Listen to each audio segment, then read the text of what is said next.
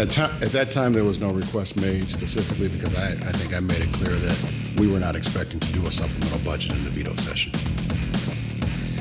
That's Illinois House Speaker Chris Welch responding to questions yesterday about whether or not there's going to be a supplemental appropriation to deal with the migrant crisis. And you've got that being raised by, well, the Chicago mayor budget that was proposed, including $150 million in funding for non-citizens. Where's that money going to come from?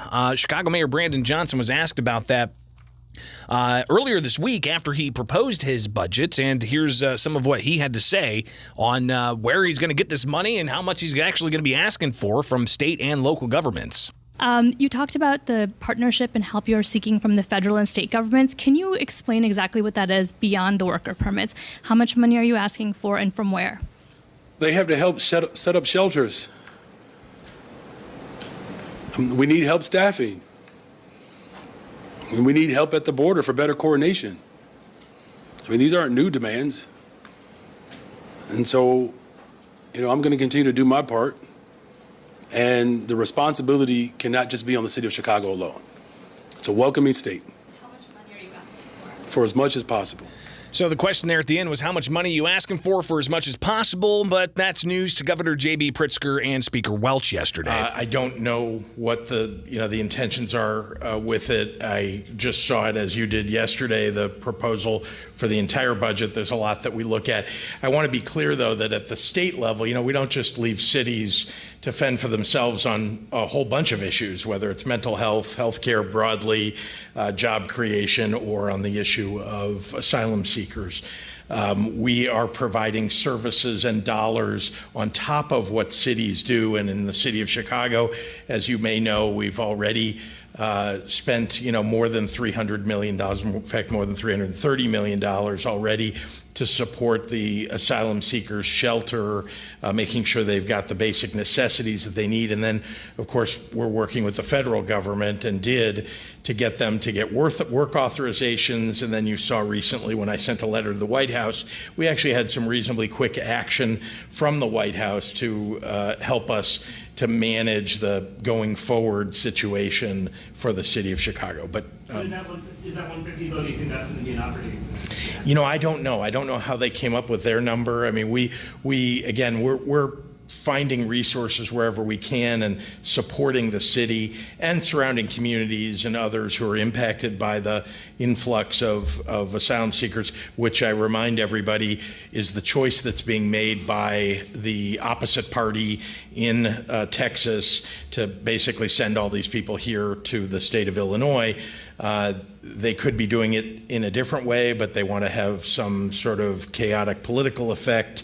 They will not succeed, and we will be a welcoming state. But as I've said, we've asked the federal government for additional assistance. So again, Governor J.B. Pritzker taking some questions, and then House Speaker Emanuel Chris Welch, he takes to the podium at yesterday's event and takes a question about the possibility of supplemental appropriation for the fall veto session, which is only 6 days starting October 24th. I did meet with the mayor last week. We had a very positive conversation like we always do, but our conversation wasn't limited to one topic. We talked about several things that is on his agenda as the new mayor of Chicago, things that he talked about that would impact him in the coming months, but certainly in the next year or so. The migrant crisis was certainly one of those things that we discussed. And one thing that we completely agreed on was that this is a national crisis that's going to call for a national response, that we need the White House to step up and do more on this issue, and that we join the governor in his call for the White House to do more. And that was specifically stated at that meeting. At that time, there was no request made specifically because I think I made it clear that we were not expecting to do a supplemental budget in the veto session. So, not expected to do a supplemental budget during the veto session.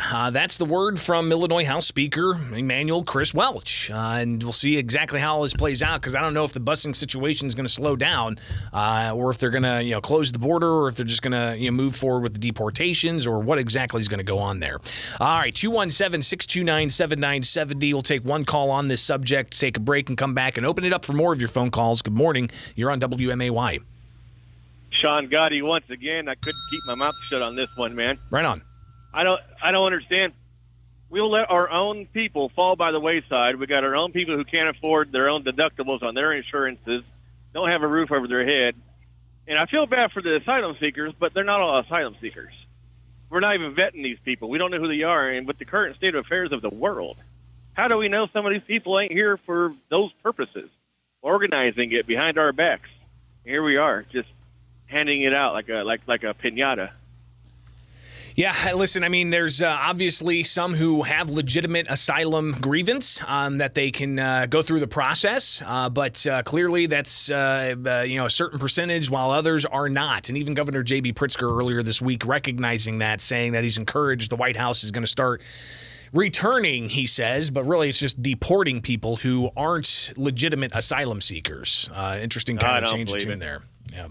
Well, hey, Sean, I appreciate the call, man. All right, buddy. It is Springfield's Morning News on WMAY, and stay